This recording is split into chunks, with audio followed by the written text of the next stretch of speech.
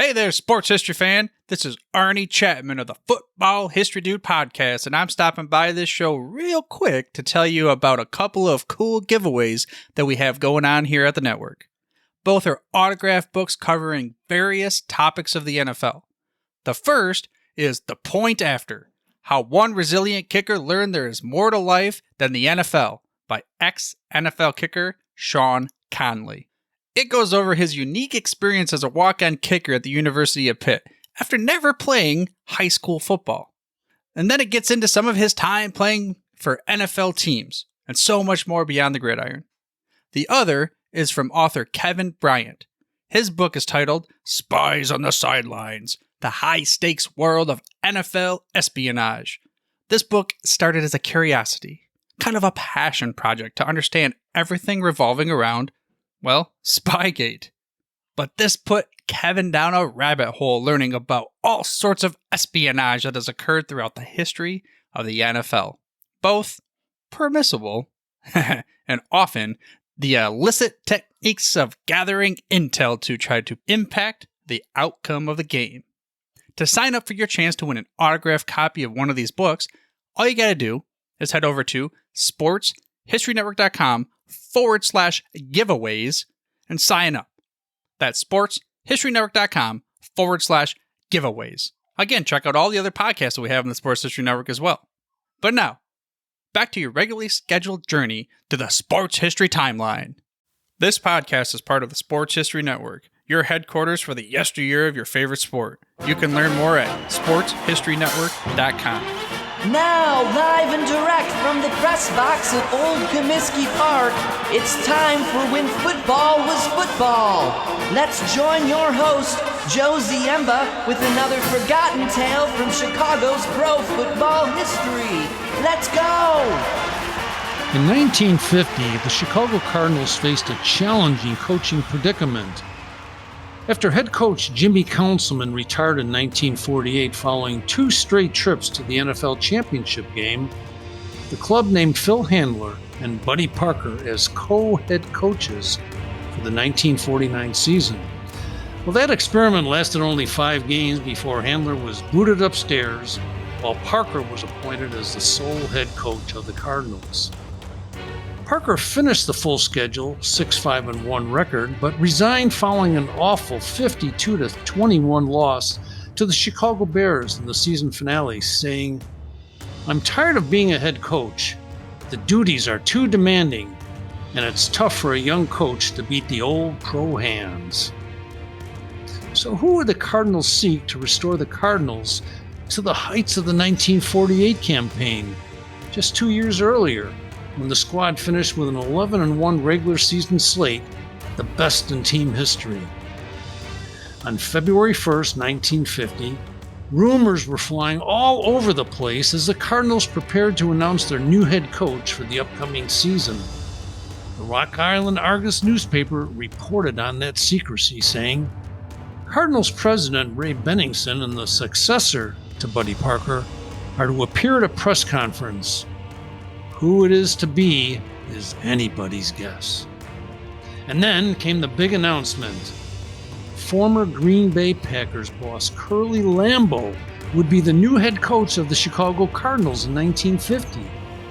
The Cards had wasted precious little time in signing Lambeau after his less than amicable resignation from the Packers in early 1950, which prompted the Chicago Tribune to joyously predict, under Lambeau's direction, the Cardinals will enjoy the type of leadership necessary to sustain success.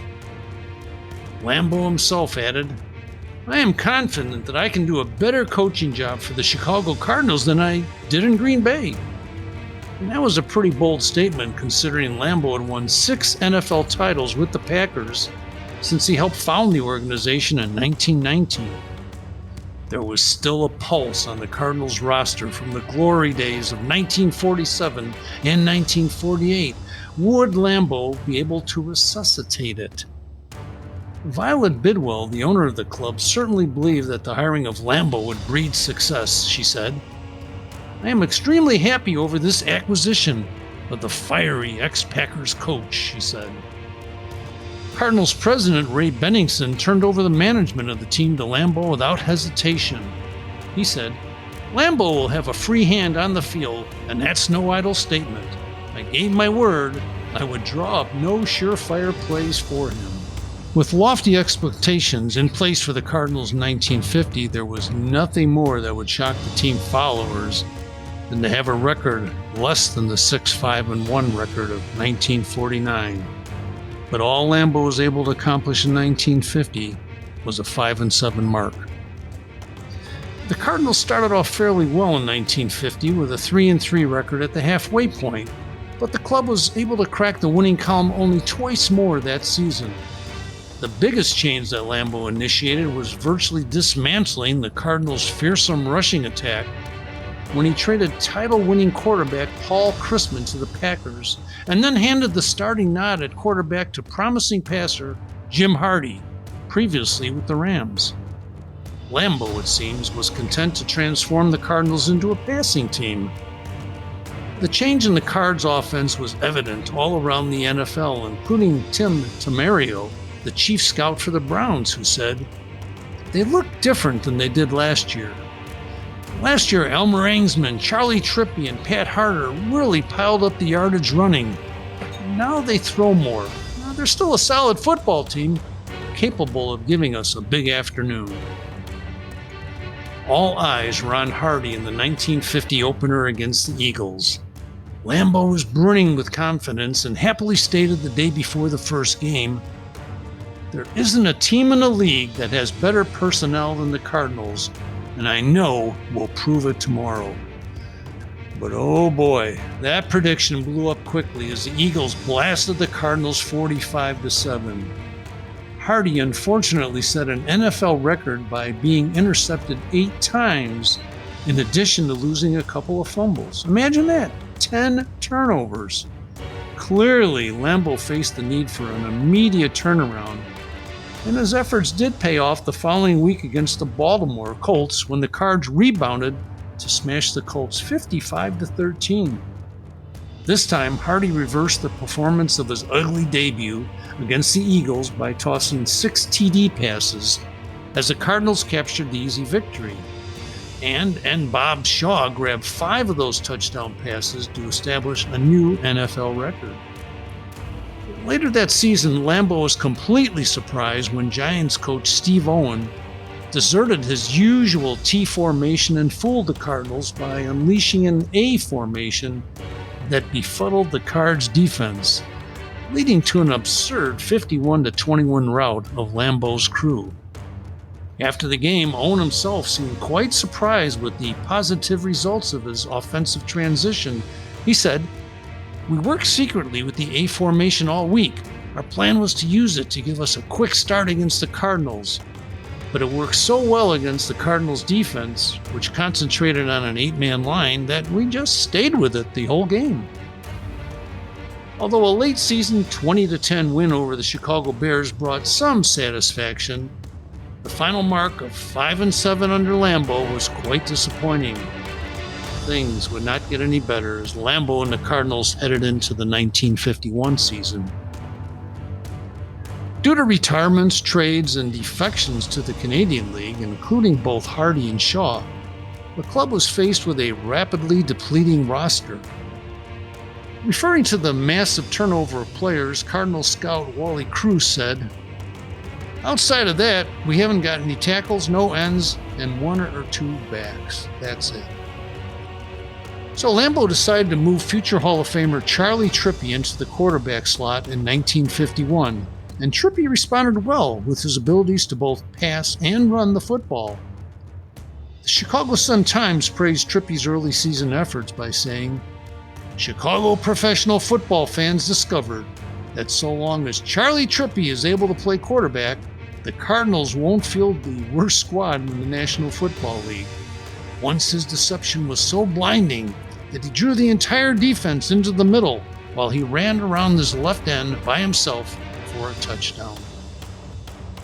However, after a sluggish start in 1951 prompted whispers about Curly's future, it became apparent that Lambeau has experienced communication problems with upper management his assistant coaches, and even his players. Things began to unravel for Curley after he publicly questioned the play calling of quarterback and fan favorite Trippy, following a 7-3 loss to Washington on October 21st that left the Cardinals with a 1-3 mark. This type of public criticism was highly unusual at the time, and the well-respected Trippy fired back with his own comments in the New York American newspaper by saying, "That's a lie. The Cardinals coaching staff called 90% of the plays. All the players know who's calling the plays, and they're behind me 100%. Well, Lambeau avoided an embarrassing all-out player revolt by meeting with Trippy and moving past the incident. Following a 45-21 loss to the Rams on November 11th, the team fell to 1-6, and Cards managing director Walter Wolfner stated, "Lambeau's made mistakes, but we're not going to take any hasty action." Well, there was a little bit of a reprieve the following week when the Cardinals met the San Francisco 49ers for the very first time in history on November 18th, 1951. The visitors from Chicago emerged with a surprising 27-21 victory. Well, the Oakland, California Tribune groused, "Actually, it was a game the 49ers didn't deserve to win. They took the field in the first half like a lethargic bunch of bushers." Ooh, ouch. Two veteran mainstays of the Cardinals, Charlie Trippy and Elmer Angsman, provided most of the offensive fireworks for the winners. The Chicago Tribune reported, "Trippy turned in one of the best performances of his professional career. He completed 8 of 16 passing attempts for 189 yards, scored 1 touchdown, and carried the ball when vital yards were needed for first downs. Trippy carried the ball 16 times for 61 yards and thus was responsible for 250 of the Cardinals' 392 yards. The other hero was halfback Angsman, according to the Tribune's game report, which stated, "Elmer Angsman, who became a father yesterday, went 70 yards for a touchdown in the second quarter after taking a pass from Charlie Trippy. It provided the turning point of the game. Trippy passed to Angsman, who gathered in the ball in the 30 and, refusing to wait for any blockers, sped down the field and didn't pause until he had completed the scoring play." It was just the second win of the season for the Cards, while the defeat knocked the 49ers out of divisional title contention. The conquest over the 49ers would prove to be Lambeau's last victory with the Cardinals. After 2 more losses, he resigned on December 7, 1951, with the Cardinals struggling with a 2-8 record. Lambeau lamented the recent departure of team president Ray Benningsen and hinted at administrative meddling with the on-field activities. Lambeau told the Green Bay Gazette that no man can do a satisfactory job if he constantly is harassed by front office second-guessing. He did so without mentioning Cards general manager Walter Wolfner. Well, Cardinals management then publicly accused Lambeau of losing the trust of his coaches and players, while Lambeau shot back once again in the Chicago Tribune by saying, "Club owners certainly don't air this kind of thing in public. I felt I just didn't fit into the Cardinals organization." Lambeau departed with a 7-15 overall coaching record with the Cardinals for the 1950 and 51 seasons before his resignation. Longtime assistant Phil Handler finished off the 1951 season as head coach by dropping a decision to the Washington Redskins, but then knocking off the Bears in the season finale. Meanwhile, Wolfner predicted that a new coach would not be selected until after the season, but the Cardinals began considering a wide variety of candidates, including 23-year-old local high school coach Terry Brennan, who was later hired by Notre Dame, former Redskins coach Ray Flaherty, former Packers great Cecil Isbell, University of San Francisco headman Joe Ziemba, former Bears standout Bernie Masterson, and even, get this, 89-year-old coaching legend Eamon Alonzo Stagg. Joe Ziemba eventually landed the job, lasting just 1 season after compiling a 4-8 record in 1952. Lambeau ended up coaching Washington in 1952 and 53, finishing with a 10-13-1 record for those two seasons. He passed away in 1965 at the age of 67. While Curly will always be remembered for his legendary exploits in Green Bay, his brief time in Chicago has largely been forgotten. But one thing is for certain: of all of the individuals who have coached the Cardinals in the team's long history, Lambeau is the only Cardinals coach to have an NFL stadium named after him. Think about that one. And thank you again for joining us on the Sports History Network for this episode of When Football Was Football. Thank you, and we'll see you next time. This podcast is part of the Sports History Network, your headquarters for the yesteryear of your favorite sport. You can learn more at sportshistorynetwork.com.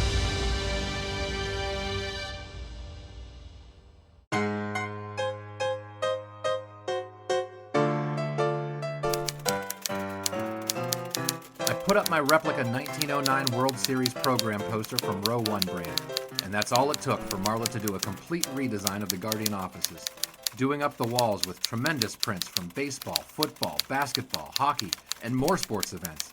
And every one of them can't help but trigger memories of sports yesteryear. And here's the last one. Let's put it up here by your desk. Perfect. Ah, that's a nice one. College football, 1923, Navy versus Penn State. Do you remember that game, Marla? I sure do. It was October 20th, 1923. Cloudy, but a reasonable 57 degrees at the 2:30 kickoff time. Over 20,000 turned out at Beaver Field in College Station, Pennsylvania for this clash of two of the nation's top teams. The Nittany Lions were the underdogs, despite having won their first 3 games by a combined score of 94-0. The heavy favorites were the Midshipmen, who went on to play in the Rose Bowl after the season. Right, and the game immediately became... The entire color of the game would ultimately be dominated by Penn State's star halfback Harry Wilson, but both offenses took some time to get going for a good 22 minutes before Wilson got the crowd to their feet with an interception of Bill McKee's forward pass, returning it all the way for his first touchdown of the day. Wilson certainly was great On the next kickoff, who would end up as returner but Harry Wilson? Wilson dodged at least a half dozen Recall the defenders greatest on a moments in sports 77-yard history, stop or just to your the own end zone, personal beginning favorites, gone from with a Row scoreless 1 tug brand of war to a sports 2-touchdown paraphernalia. blowout in Don't less than a delay. minute, with Visit hometown today fans ready to at count a fourth win for sportshistorynetwork.com/Row1. PSU. That's ROW, number 1 today for access to the full Row 1 catalog of gallery prints and gifts like t-shirts, long-sleeve shirts, telephone cases, coffee mugs, blankets, pillows, towels, and even shower curtains. Act today for 15% discount off all prints with coupon code SHN15 and 20% off all other items with coupon code SHN20 at checkout. And keep your dial locked to the Sports History Network for the exciting chronicles of the 1920 sports world in Orville, Mulligan. When the gun Sports Right, shouted to mark coming the soon. the score remained Penn State 14, Navy 0. The second half had barely begun when Harry Wilson and Penn State went on to work on Navy again.